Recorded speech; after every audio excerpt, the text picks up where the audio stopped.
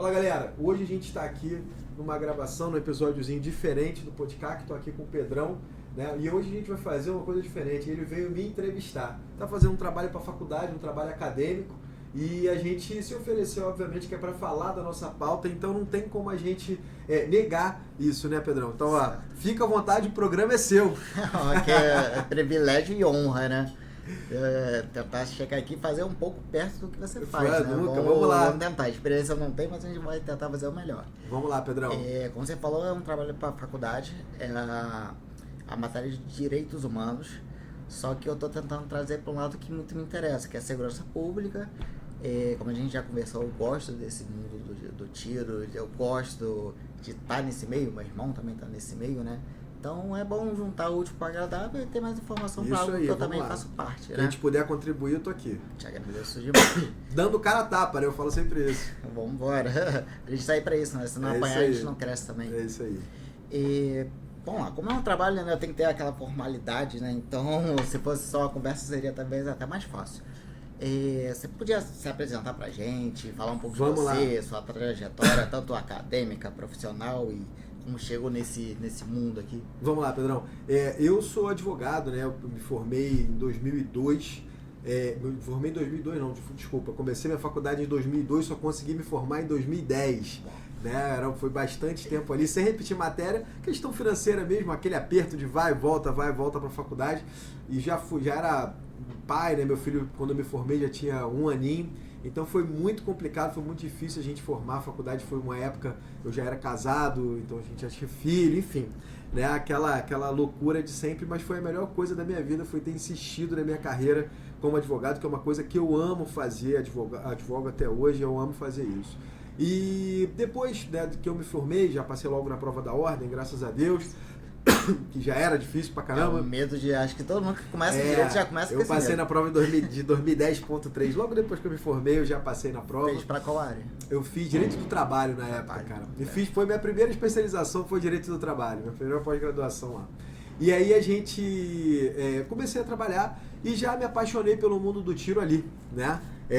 Eu fui ser assessor jurídico, depois procurador, enfim, em Quissamã. E naquela época de idas e vindas e tal, muita coisa acontecendo junto, eu comecei a me apaixonar pelo mundo do tiro, sempre gostei de arma de fogo, né? Enfim, sempre vivi nesse mundo, mas eu acabei começando a procurar. Naquela época não tinha informação como que a gente começava no tiro esportivo. Era um mundo muito fechado, não tinha propaganda, era no meio do governo PT, né? É verdade. 2010, e eu encontrei o Clube de Tiro de Saquarema. E ali com o Silvio, com o nosso 01, eu comecei a dar meus primeiros passos como atirador.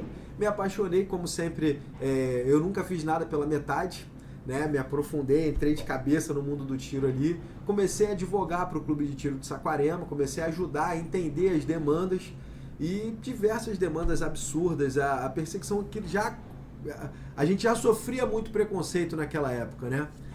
O tiro esportivo ele sempre foi um esporte difícil juridicamente falando. Passamos por diversos momentos muito complicados. Não tanto quanto agora, mas era muito difícil.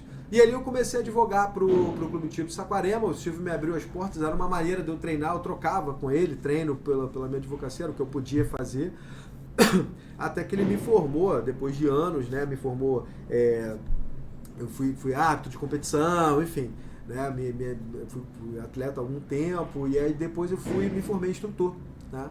Já em 2016, 2014, 2015. Pela PF, né? Não, antes, no clube, né? O Silvio me formou, e em 2018 eu passei na prova da Polícia Federal, como ia ter credenciado a Polícia Federal. A gente fez o instrutor de armamento, ele faz um credenciamento, que inclusive tem que ser renovado de 4 em 4 anos. Pouquíssimo tempo até, né? 4 em 4 anos. Eu lembro que em 2018, quando eu passei na prova, passamos 17 pessoas. Né? Foram vários inscritos e 17 pessoas passaram. A prova é muito difícil. A prova, a gente fica 3 dias na PF, né? Fazendo prova. É prova escrita, prova prática, né, de tiro, prova de manuseio de montagem e desmontagem, prova oral e prova de comandos. Então, prova é um concurso pesado, muito difícil. É um concurso muito difícil, né? É um certame e tal, e é necessário, né? A prova, a nossa profissão traz muita responsabilidade. né? É a vida, né? É. Literalmente é a E vida. aí eu amo fazer, cara. Se eu pudesse fazer prova todo ano, eu fazia prova todo ano, aquele friozinho na barriga. Eu tô estudando para outro tipo de concurso, mas é que negócio, você tem que estar preparado. Tem que estar pronto. Tem que estar preparado. E isso seria legal se a gente tivesse em outras áreas essa reavaliação. Né? A gente teria servidores com maior qualidade, obrigando a se atualizar direto, né? A gente teve emenda, né, colocando lá eficiência na Constituição, mas a gente vê um serviço público no geral, infelizmente, a eficiência ainda é precária demais. E aí a gente leva vários fatores ali, né? Problema de gestão, problema de incentivo, problema de estrutura, problema de fiscalização, né? Também. Se a gente começar a conversar sobre serviço público, a gente vai passar um programa inteiro falando sobre isso que não é objeto. Enfim, e aí essa foi mais ou menos a minha história. Resumidamente, né, tive altos e baixos como todo mundo, mas no mundo do tiro foi assim que a gente entrou. Em 2018 a gente abriu aqui o IAT Clube de Tiro, né? Já 2018 para 2019, na verdade, a gente abriu o IAT Clube de Tiro e aí a gente criou a nossa marca de roupa, enfim, a gente entendeu que se a gente não diversificasse no tiro esportivo ia ficar mais difícil. Sim. A gente pegou uma época que não foi fácil também, na época do governo Bolsonaro. 2018 você pegou antes ali até, né? Bem no comecinho. Não, e as pessoas acham que foi muito fácil na época. Não foi. A gente tinha dificuldade na primeira RM, no Exército, a gente tinha dificuldade de interpretação jurídica, a gente tinha as mesmas dificuldades. A única diferença é que a gente tinha um marketing positivo. Sim. Né? As pessoas passaram a conhecer o tiro esportivo e passaram a se identificar com os nossos valores. E a gente continuou. Mas ali foi um grande aprendizado, cara, que a gente entendeu, o tiro esportivo entendeu duas coisas. Que primeiro, a gente tinha que estar organizado, né? Nós tínhamos que estar unidos e organizados. Então a gente começou a fazer esse movimento pro Armas, né? Começou a fazer um movimento com o Marcos Polon de união e de politização, assim, a gente entendeu que não a politização do tiro, mas a politização do nosso grupo, entender que a gente precisava ocupar espaços políticos para discutir e mudar o que a gente não gostava. Sim. Né? E a gente viu que não tinha outra forma senão se unir, se organizar e levar esse projeto para frente. De 2018 isso aconteceu de uma forma muito forte, mas não tão forte quanto necessária. E depois de 2022, quando a gente perdeu a eleição, cara, a gente entendeu que ocupar espaço era necessário para a gente continuar sobrevivendo. Né? Porque o primeiro ato seria apagado total, né? O primeiro ato do governo Lula foi tentar destruir os clubes de tiro, né? E aí, o pessoal que estava lá em Brasília, o Marcos Polon fala muito disso, inclusive com o confisco de armas, né? Com a intervenção na propriedade. A pauta progressista, ela veio atropelando todos os valores de 2023 para cá, né? Eles estão avançando e alavancando, acabando, destruindo valores, rasgando leis, enfim. Nenhum tipo de preocupação com o bem-estar social. Eles querem aquela implementação da pauta progressista, e o tiro veio como uma grande barreira. Né? A gente vê isso, a gente fala que o tiro esportivo, não o tiro esportivo, mas o movimento do tiro, ele veio como a última barreira ideológica ali. Né? A gente fala que se eles vencerem a gente, dali pra frente tudo vai ficar mais fácil. Assim, grande questão, né, é a insegurança jurídica mesmo da questão, né? Assim, a gente não sabe, tanto quem é proprietário, né, tem ali a arma, quanto quem trabalha nesse meio, não sabe amanhã como é que vai ser. E isso aí, trazendo para o nosso campo aqui de novo, né, 2003, né, o Estatuto do Desarmamento, né, tem a lei ali geral, mas depois vem várias séries de decretos, né? Ali 2018, 2019 teve alguns, só que já virou o governo, né, 2023 veio um novo, né? E aí abalando total ali a estrutura. Só pra você ter ideia, a legislação não mudou, né? A lei é o que você falou, não mudou, Lei 10.826, mas o famigerado Estatuto do Desarmamento, ele é desde 2003, né? Sim. Ele foi aprovado, foi feito na época do... Esqueci, salvo engano, não lembro, mas eu sei que foi sancionado pelo Lula. Mas eu vou recordar. E aí, a gente, se eu não me engano, foi Fernando Henrique sancionado pelo Lula. No Lula, com certeza. Foi sancionado pelo Lula. Mas, enfim. E aí, logo depois, em 2004, a gente teve o decreto 5123, que era o decreto que regulamentava, inclusive, o tiro esportivo em alguns pontos, né? Uhum. A gente tinha o R105, que era um outro decreto, enfim. E aí, era o decreto, se não me engano, 3665. mas a gente chamava de R105. E de 2004 a 2018 a gente viveu o mesmo regramento. E o tiro esportivo existiu. Sim.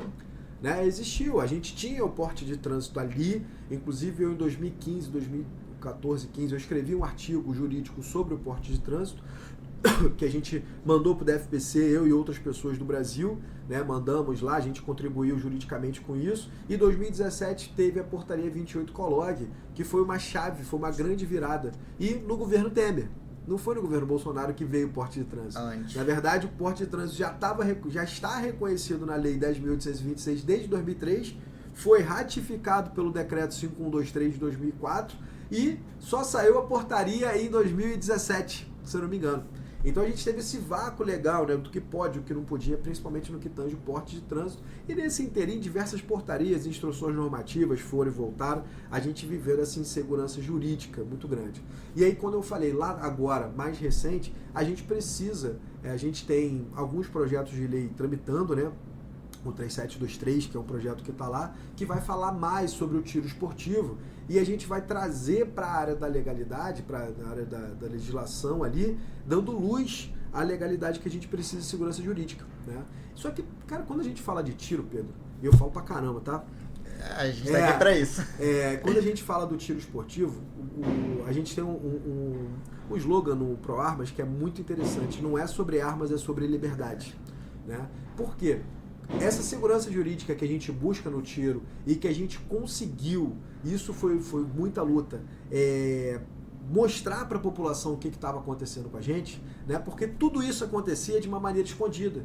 A gente apanhava, a gente tinha uma insegurança jurídica muito grande, a gente passava por desmandos jurídicos, né, e legislativos e tal, a interpretação mudava o responsável, ele interpretava de outra forma. Até hoje temos interpretações divergentes em cada SFPC, enfim. Essa insegurança jurídica, as autoridades de forma subjetiva interpretam de maneira diferente, inclusive hoje acontece na Polícia Federal, cada delegacia entende de um jeito, que não é, isso não é justiça, né? Não é legalidade, né? Enfim, o poder discricionário ele tem os limites da lei, é simples assim, né?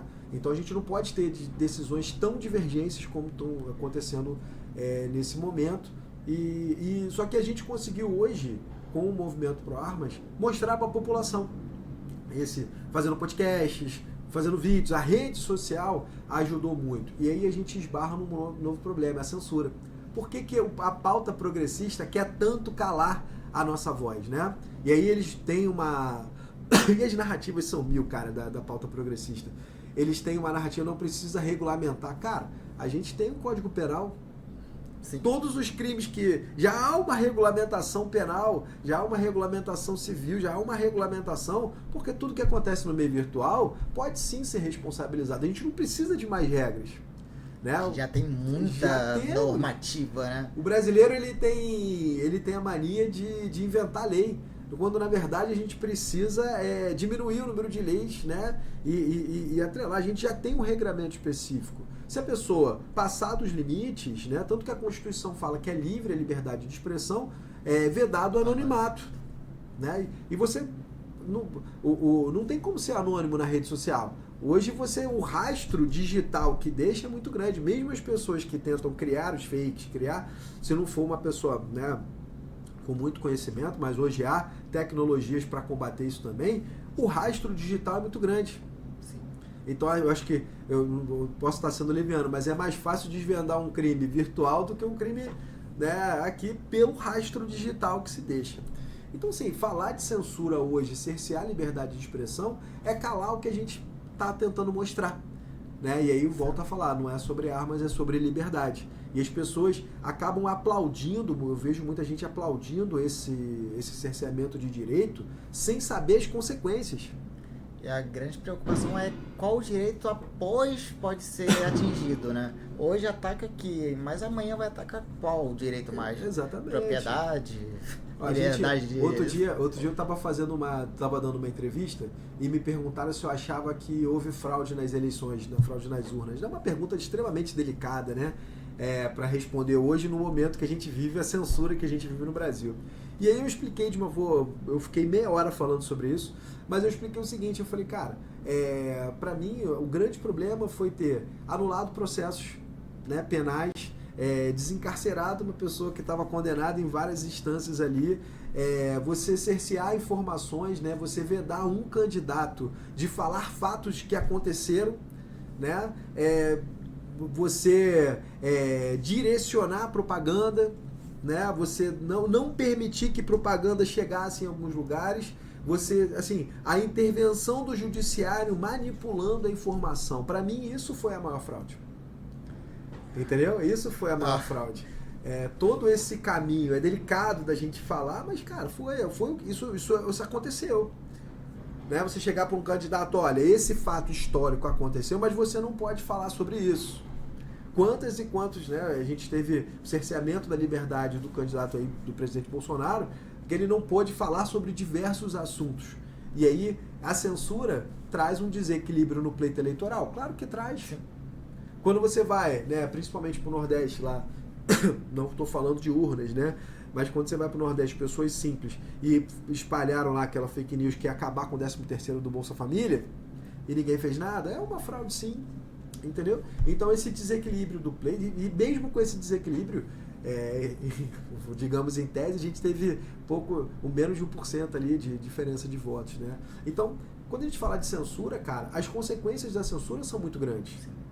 Né? As consequências da liberdade de expressão são muito grandes. Hoje, sábado, né, de aleluia aí, eu fui surpreendido de manhã com uma postagem do movimento de trabalhadores sem teto, com Cristo Sim. crucificado, né? E com a frase bandido bom é bandido morto. Cara, é uma falta de respeito e tolerância absurda. Eu não estou falando de nenhum tipo de religião, eu sou cristão, né? Eu sou cristão católico conservador. Para mim, me ofendeu, né? Diretamente ofendeu tudo que eu acredito, mas eu nunca vou ofender a religião de outra pessoa, independente do que ela acredite. Eu posso discordar da outra pessoa sem eu poder agredi-la. A liberdade tem que existir, mas tem limites do aceitável, não é? E a liberdade de eu falar o que eu penso está atrelado o direito começa quando termina o do outro, né? Então, assim, eu discordar daquela pessoa, eu não preciso ofendê-la, eu posso simplesmente falar, cara, eu não concordo com os seus preceitos religiosos. Eu não concordo, mas eu não vou ofender aquela pessoa de maneira nenhuma. E isso pra mim é chocante. E qual a consequência que essas pessoas vão sofrer? Vamos descobrir se vai ter alguma ou se vai passar. Vai ter alguma. E engraçado, se fosse ao contrário, né? Se fosse o outro lado da moeda. Exatamente. Assim, eu vi em rede social também. Vamos ver se vai ter algum. Sim. Na mídia, né? A padrão, se vai ter algum. Não vai ter algum. Não vai nem ser tocado, né? O assunto. Não vai ser tocado. E aí, quando a gente volta pro outro lado, a gente na pauta LGBT, nessas pautas progressistas, e sem conta. Cara, eu não tô falando de preconceito. Pra mim, sexualidade. Eu tenho a minha opinião. Gênero é masculino e feminino, tocando nesses assuntos sensíveis. Mas a opção sexual. É problema do individual. O que o cara faz para ter o prazer sexual dele, para mim, não me interessa. Né? Eu respeito, eu tenho vários amigos homossexuais, eu não tenho problema nenhum com isso. Né? Mas para mim, gênero é homem e mulher, é DNA, né? Enfim, XXY. Cada um tem seus preceitos, né? Mas tem que respeitar o do outro, sem mas problema cada um nenhum, com o seu, né? Respeito. Assim como você respeita o dele, também quer que respeite o seu, né? Tem que ser pra mim, assim, é uma coisa biológica, né? O gênero é biológico. Agora, como a pessoa se sente, o que ela vai fazer na vida dela, é problema dela. Mas eu tenho que ter o direito de me manifestar contra as minhas opiniões. Né? Com as minhas opiniões. Fala, cara, eu concordo com isso, eu não concordo com aquilo. Simples assim. E vida que segue. Agora, eu de maneira nenhuma eu vou agredir alguém. Né? Você pensa diferente para mim, você é isso, você é aquilo. E é isso que eles fazem com a gente. Só que quando a gente inverte, é aquela verdade relativa, né? Só é verdade o que a pauta progressista diz que é verdade. Né? Os meus conceitos, os meus valores milenares não são mais verdade. A sociedade muda, mas acredito que quem dá alguns padrões e para certas pessoas é o padrão dele. Vai mudar porque se ele acredita naquilo. Exatamente. Mas respeitando, né? Na base do respeito, acho que é o que falta em certos momentos. A pluralidade de ideias, cara. Novamente. A pluralidade de ideias. Outro dia me perguntaram, a gente estava batendo um papo não sei aonde, mas me perguntaram, não, mas se a direita ganhar tudo, ia ser maravilhoso. Eu falei, de maneira nenhuma. De maneira nenhuma, cara. Toda unanimidade é burra. Né? Como dizia Nelson Rodrigues, toda unanimidade é burra. A gente precisa ser plural no nosso Congresso, sim, no nosso parlamento, ele precisa de pluralidade. Ele precisa que a esquerda tenha um lugar, que o centro tenha um lugar, que a direita tenha um lugar dele. É óbvio que a gente precisa disso. A gente escutar, discordar faz bem. Né? Faz bem. E é isso que as pessoas às vezes não entendem, que discordar não é discutir. Pensando em um país, né? Você vem com a sua ideia, eu venho com a minha, como eu falei mais cedo, né? O próprio assunto de armas. 5 anos, 6 anos atrás, eu era totalmente contra ter. Só que assim, é o conhecimento. Você vai tendo acesso a informações, por isso não pode ter censura. Eu fui tendo acesso a informações, fui vendo certas coisas, até chegar ao ponto de não, acredito que isso seja bom. E é claro, dentro da normativa, da regulamentação, dos preceitos que vão ser impostos, mas sim, eu quero ter o direito a ter o direito. Você falou exatamente a expressão, é ter o direito. Eu conheço vários amigos que defendem o direito de posse e porte de arma de fogo que não tem arma. Sim. Vários. Fala, cara, por um bom tempo eu não quero ter uma arma de fogo em casa, mas eu defendo o seu direito de ter. Se você é uma pessoa capacitada, você acha no direito de ter, que tenha. Sim. Né? É a mesma coisa de ter um carro. Eu não posso ser contra uma pessoa, eu quero que todo mundo tenha um carro, eu não vou ter o meu, eu prefiro um transporte público. Ótimo, beleza, mas eu quero ter o direito de ter o meu carro. Né? De usar, de ir e vir da maneira que eu quiser. Eu trabalho para isso. Né? Então, assim, esses preconceitos, cara, toda vez que a gente... E aí isso vira um modus operandi, tá? Se você olhar a pauta progressista, elas só falam em cerceamento de direitos. Elas nunca... A pauta progressista, em momento nenhum, fala em ampliação de direitos. Ela só fala em cerceamento de direitos. Ah, mas ele está ampliando o direito de minorias. Não, ele está cerceando o direito da maioria. É diferente. Ele não quer ampliar, não quer uma igualdade, ele quer super direitos. E aí, você para ter super direitos de um grupo de MST, enfim, para ser super direitos, você cerceia o direito de minoria. Ele não quer dar uma igualdade como, né, a pauta conservadora quer. Vamos manter as nossas instituições, meritocracia, né, a família, enfim, a liberdade econômica, a gente ter comum. Não, a pauta progressista, em sua, né, eu acho que quase sua totalidade, ela fala em cerceamento de direito. Hoje fala na censura, né? Ela fala na censura, fala no cerceamento da liberdade de expressão, fala no cerceamento do direito da família, fala no cerceamento do pátrio poder. A gente está vendo outro dia a intervenção do pátrio poder, da escolha do pai em dar ou não uma vacina de Covid, que não passou pelos trâmites legais, científicos que são necessários.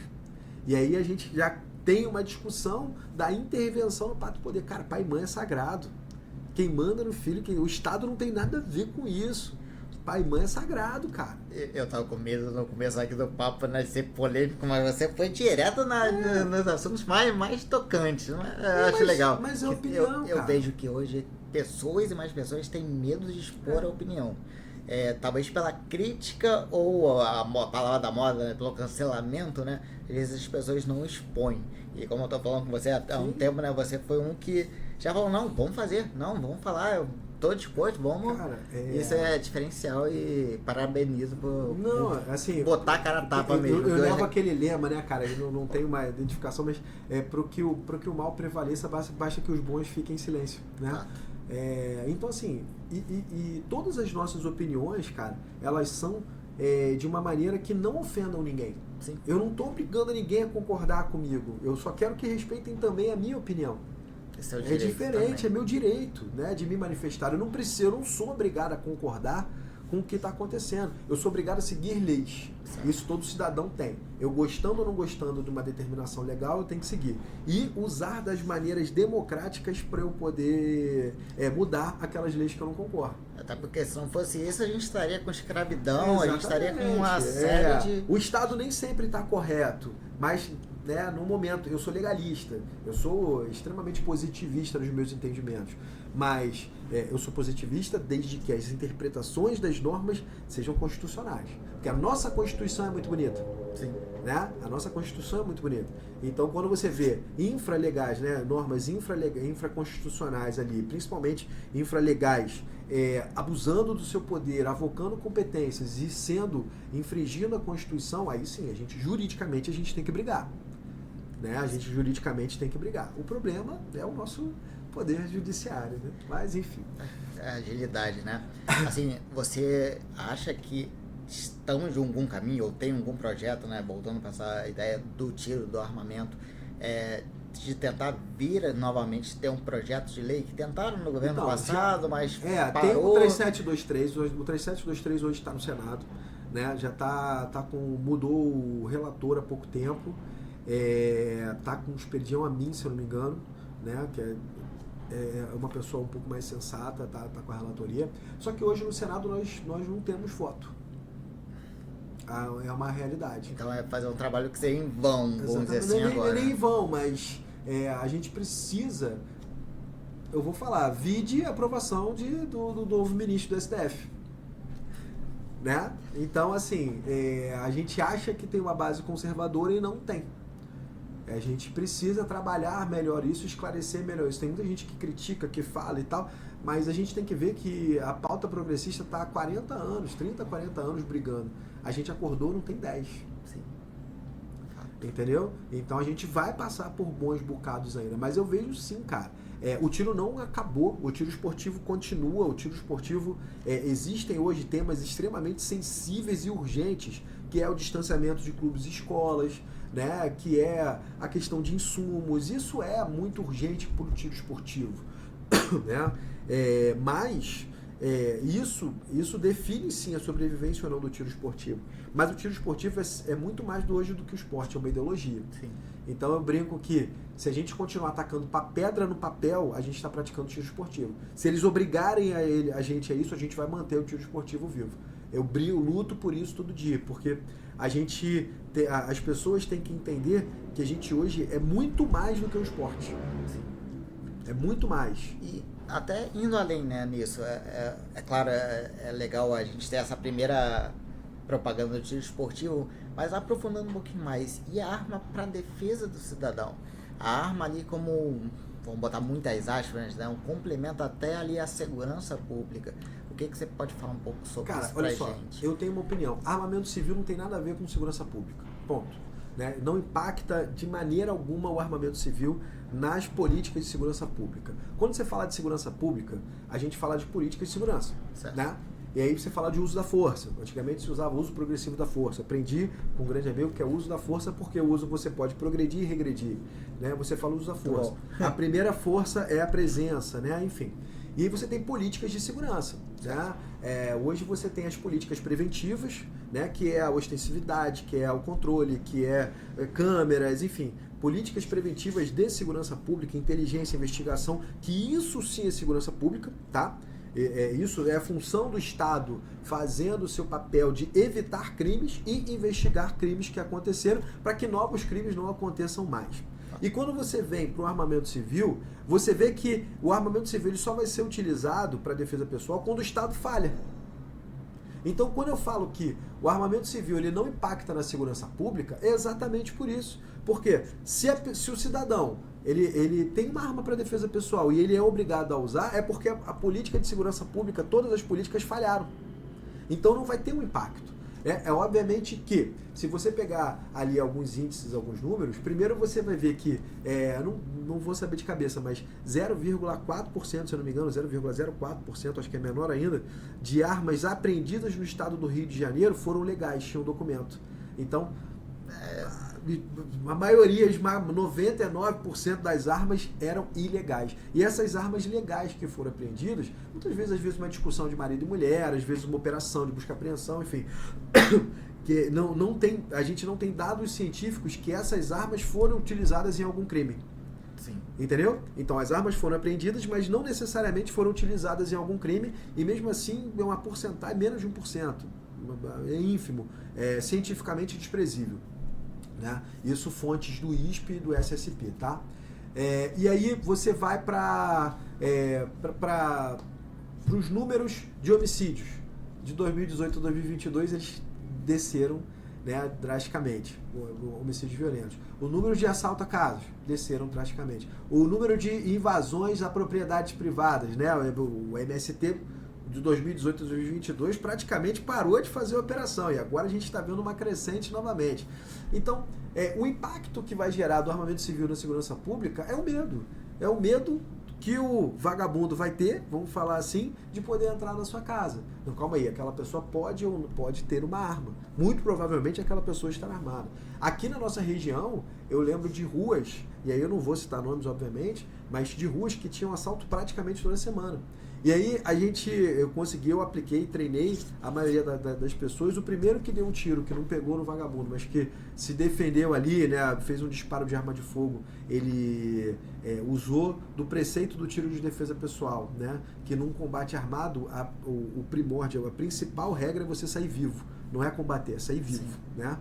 E aí, quando ele se defendeu, ele fez o disparo, não acertou ninguém, graças a Deus, enfim.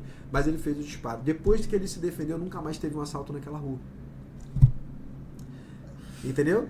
É complexo, né? Entendeu? Então, assim, o Estado estava ausente naquela... Já tinha tido outras questões. O Estado não é onipresente. E eu não estou criticando os agentes de segurança pública, não, cara. Muito pelo contrário. Eu repiso isso todas as vezes. São heróis. Mas a falta de contingente, né? Se você vê o déficit na Polícia Civil, porra, absurdo. O déficit na Polícia Militar, absurdo de pessoas. A militar foi até engraçado, né? A gente teve ano passado, né, o concurso que foi cancelado, que já tinham 10 anos, né, que não tinha concurso. Já vai fazer 9 meses, né? Vai ter agora, o próximo semana, a prova, até esse pessoal entrar, formar e ir pra rua. 10 anos sem concurso, quantas pessoas aposentaram, ficaram doentes, infelizmente faleceram, enfim, nesse período. O déficit é muito grande. Então, assim, você não tem como carregar um policial o tempo todo do seu lado. Então, a arma de fogo ela vai entrar como uma ferramenta de defesa quando a política de segurança falha. É simples assim. Né? Então, você não vai ter um impacto. Mais armas, menos violência. Os números falam até que sim, mais armas, menos violência. Né? Mas eu não sou, eu não gosto de defender essa tese. Eu falo que a arma ela é insignificante, o armamento civil ele vai ser insignificante. Vai ser insignificante para a segurança pública, mas é de extrema importância para o indivíduo. Entendeu? Ele é uma condição sine qua non de defesa para o indivíduo. Mas para a segurança pública, para você proibir, por que eu repiso isso? Porque quando você tem uma legislação que quer proibir, você tem que ter números, tem que ter dados, você tem que ter o impacto que aquilo ali vai gerar.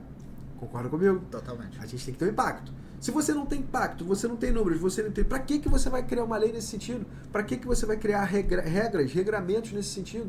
Não tem justificativa, senão ideológica. E aí, qual é o medo que tem um governo de ter sua população armada? Tomar, né? O governo, se precisar. E aí é uma ideia tosca. É uma ideia tosca. Eu falo por mim. Imagina eu. Não tem como. Cara, gente. As pessoas eu vou contra falam, militares, contra a força toda, cara, não tem como. Nenhuma guerra civil começou, tirando os Estados Unidos, tá? Tirando os Estados Unidos, porque o Texas mostrou a força da última vez que tinha realmente a população civil nos Estados Unidos, mas aí era uma questão constitucional. As milícias lá são legais, né? O armamento civil ele está na segunda emenda, é um direito constitucional, e aí você tem a grande força armada dos Estados Unidos e a sua própria população, tá? E a grande potência mundial do mundo. Se não fosse assim, já teria sido invadido há muito tempo, independente das defesas e tal.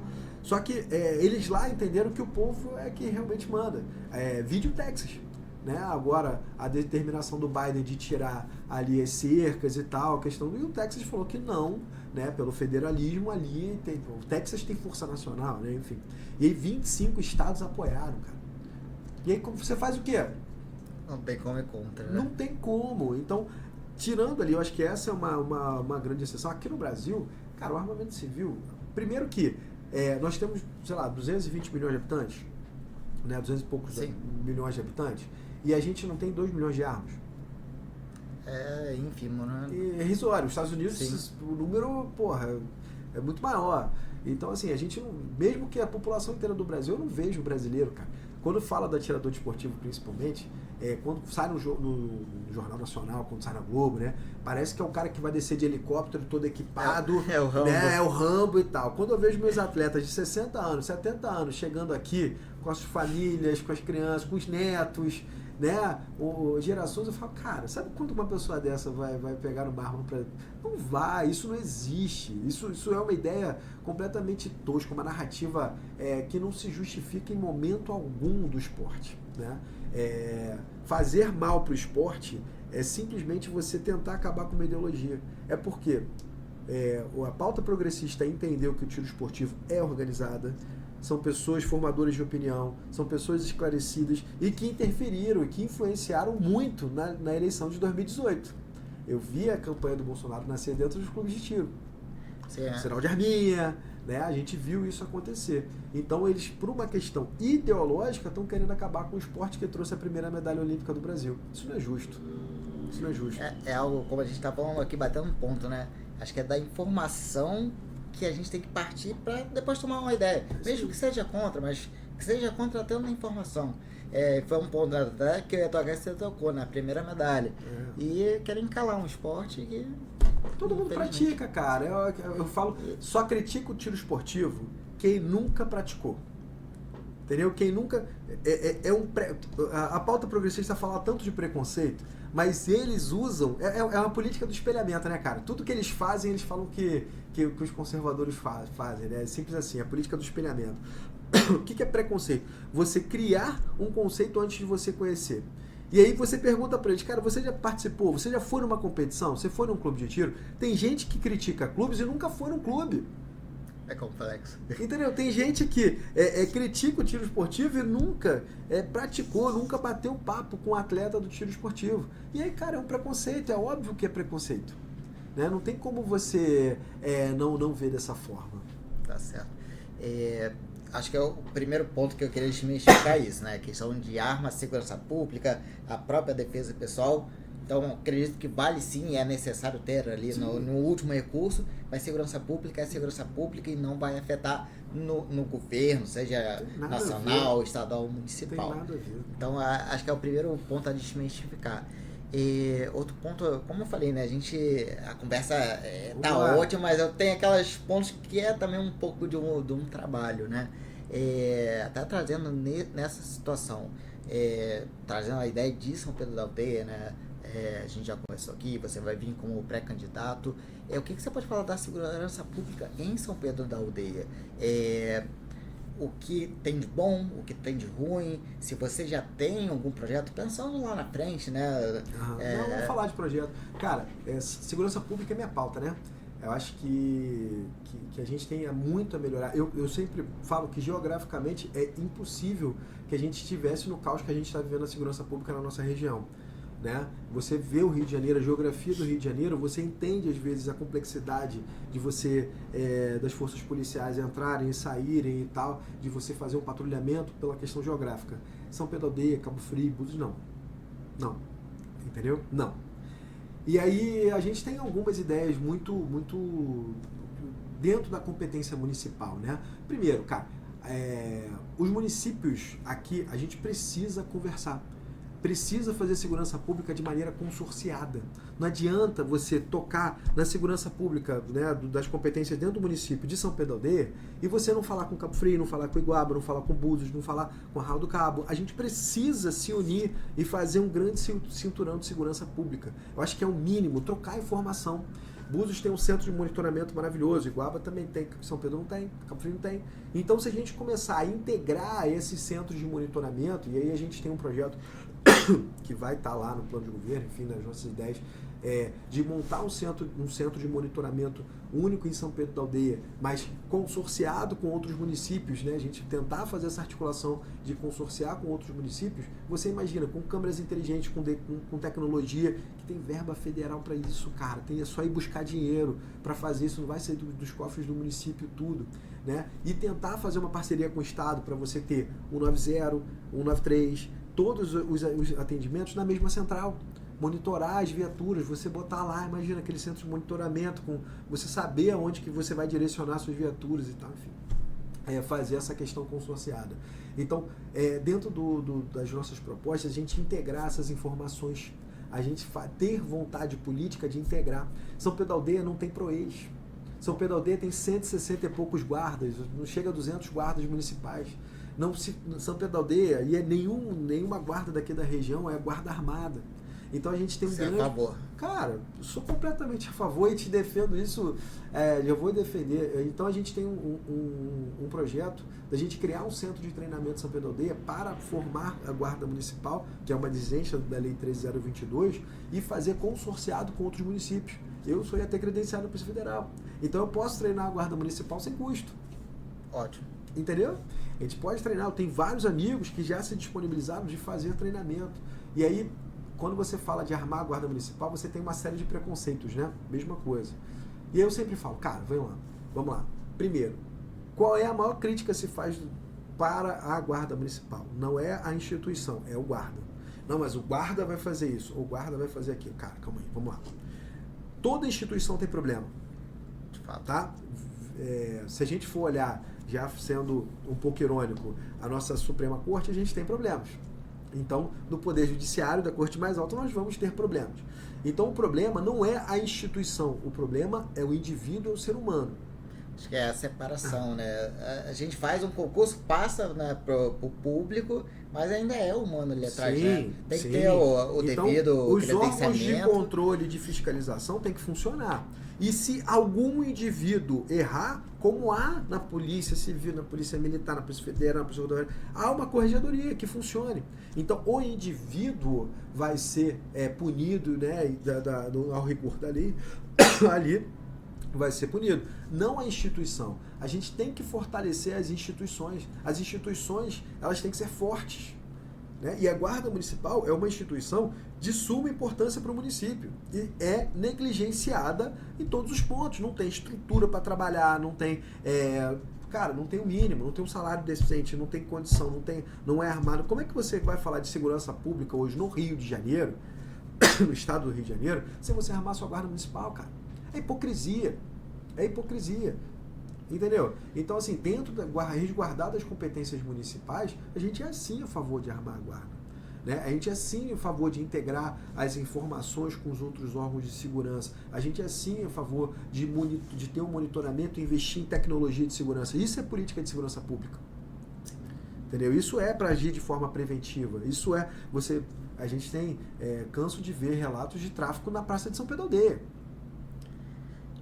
Que é um absurdo. Acho que o CP, né, o principal, né, a gente tem a entrada principal da região dos lagos passa por aqui. Às vezes vê até uma segurança boa, temos um batalhão e tal, mas você vê, talvez uma rua atrás da principal já não tenha o mesmo acesso. Não tem como, cara, aí a gente volta a falar na precariedade da estrutura, da falta de efetivo, né, da falta de condição de trabalho. Mas por quê? Porque você não tem esse fortalecimento das instituições. E aí falta gestão, cara.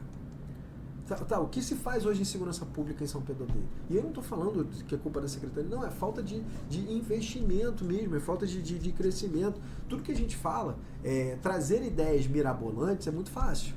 Né? Se falar de um monte de coisa aqui e tal, seria muito fácil. Agora, a gente tem que sim ter ideias possíveis financeiramente, viáveis financeiramente, né? Ter recurso para isso, mas ideias efetivas. Né? Quando você impacta, o que hoje você tem muita reclamação, cara, o que afasta muito o turismo hoje na nossa região? Segurança. Segurança. Você vê o turismo de Cabo Frio, tá caótico. A gente vê usuários em lugares públicos e de movimento. Você já está começando a ser talvez até como o Rio, né? Você tem que andar com o celular escondido, você não pode sair com um relógio, certa hora da noite, na orla mesmo. Isso eu falo tanto de Cabo Frio quanto de São Pedro. Sim. Você não pode sair porque tem medo de se vai voltar com a integridade preservada. E aí, assim, a segurança pública não é só porrada, né? O que a segurança pública está fazendo de integração com a sociedade? Quais são os lugares problemáticos que o município pode entrar para a gente diminuir, para a gente dar uma condição, para a gente salvar algumas gerações? Falar de valores.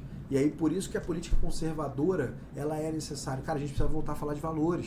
A gente precisa voltar a falar de Jesus, falar de Deus, a gente precisa falar de família, a gente precisa fortalecer as nossas instituições. Até interessante, né, essa questão do trabalho, né? Tô tentando trazer a temática de segurança pública, eu tô ouvindo, né, pessoas em específico e tentei pegar um professor, né, da rede municipal para ter uma ideia também. E assim, acho que a tecla que ele mais bateu foi: começa lá de baixo. É isso aí. Começa do básico. Que é o estudo que vai transformar. Exatamente. Não adianta você ter, bati a meta de alfabetizar tantas pessoas e tal, tantos por cento da população, mas chega ali, quando finaliza o ensino médio, vai tentar fazer uma faculdade e não consegue. E não que seja caminho, sim, pelo amor de Deus, não é isso. Cada um no seu ponto. Sim. Mas é muito mais fácil uma pessoa que estudou, tem uma base, vai ou fazer uma faculdade, ou vai tentar um cargo público, transforma a vida, muda, né?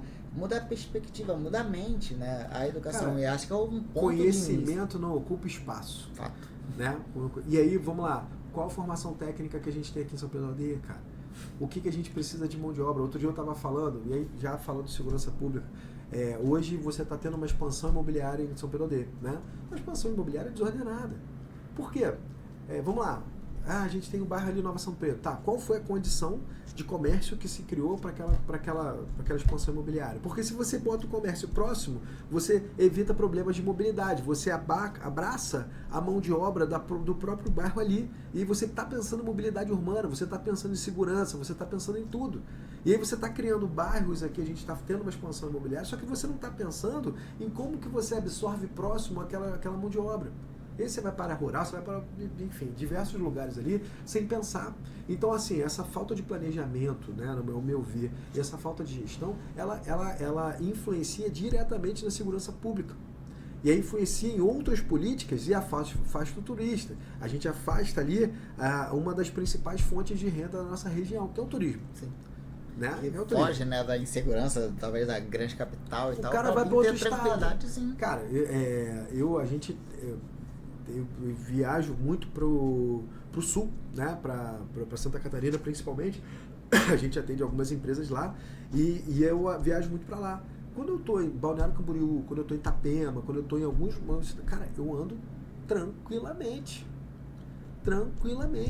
Coisas que aqui a gente não consegue andar.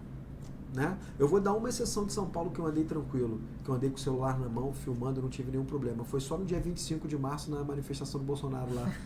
Ali, naquele dia eu andei com o celular na mão, tava tudo tranquilo, não vi ninguém se queixando de roubo, de confusão. Enfim. É engraçado, né? Como a mentalidade muda todo o entorno, que não é considerado um entorno bom, mas a mentalidade mesmo muda o local. E acho que isso que a a gente tem que trabalhar mais, né? Meu amigo, eu não quero tomar tanto do seu tempo. Eu já estou demais agradecido por essa disponibilidade aqui. Fica à vontade de falar quando você quiser. Não, hoje o programa é seu, cara. Você então, entrevista. Vamos embora. Quando puder, não quero passar dos seus limites. Acho que os grandes pontos a gente tocou, né? Que era essa questão do armamento, a questão da segurança pública em geral, a questão do próprio, você quando vier, né, a candidato, vai expor muito mais, que eu puder ajudar, já me ponho aqui assim como você se dispôs para mim.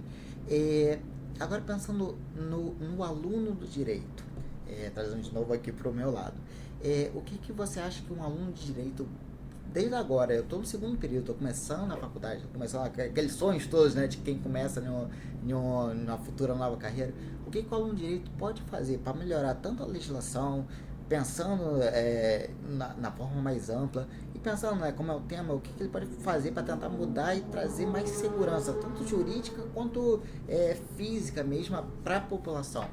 Primeiro leia Olavo de Carvalho, né? Vamos lá. Já ajuda. Que bom vai ficar gravado, né? Já ajuda. Vamos ler. E alguns autores conservadores também, eu acho que é interessante. Quando você vai para a faculdade, pelo menos a minha foi assim, a gente tinha, por maioria, autores progressistas, né? Principalmente filosofia e sociologia do direito. Isso é muito ruim, porque se você não tiver um contraponto, o que eu falo, a pluralidade de ideias, não que você não tenha que conhecer, cara, eu leio Karl Marx, eu já li, enfim, Lenin, Eu passo do princípio como você vai ser contra uma ideia se você não conhece a ideia. Exatamente, né? Então, para você criticar, você tem que conhecer. Só que assim, diversifique em autores. Acho que isso é um grande ponto, diversificar em autores, conhecer outros pontos de vista. É interessante, sim. E entenda que a doutrinação, ela existe. Acho que esse é o grande ponto. Né? Você tem que entrar hoje numa academia, né? numa faculdade, sabendo que existe doutrinação. Então, não se deixe levar pela doutrinação. Tenha a sua própria opinião. Né? E aí, se embase em conhecimento jurídico. Né? Faça as matérias com conhecimento jurídico. Fuja da doutrinação. Cara, faculdade de Direito, você está estudando ciência. Direito é uma ciência. Né? É uma ciência que envolve ciência social? Claro. Sim.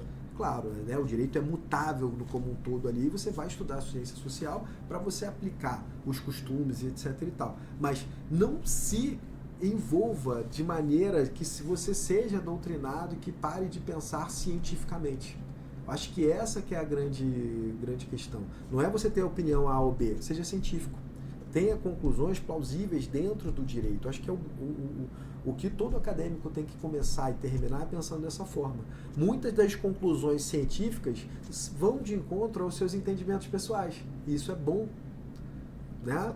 Quando você consegue concluir cientificamente e você pessoalmente discordar, quer dizer que você fez um trabalho, você fez um trabalho sem colocar sua posição, a sua opinião.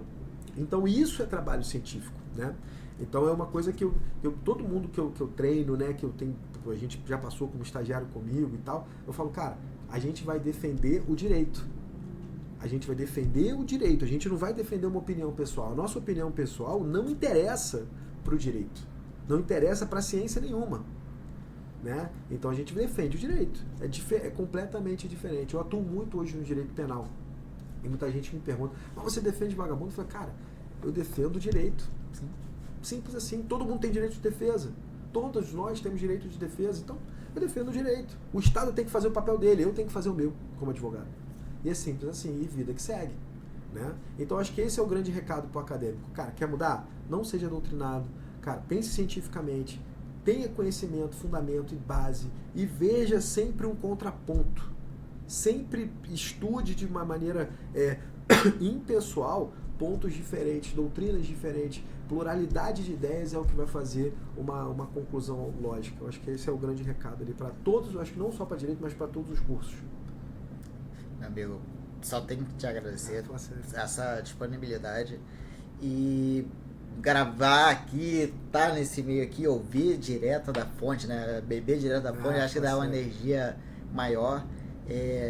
Assim, se eu puder firmar aqui um compromisso, tentar levar, né, ao mais longe que eu puder, né?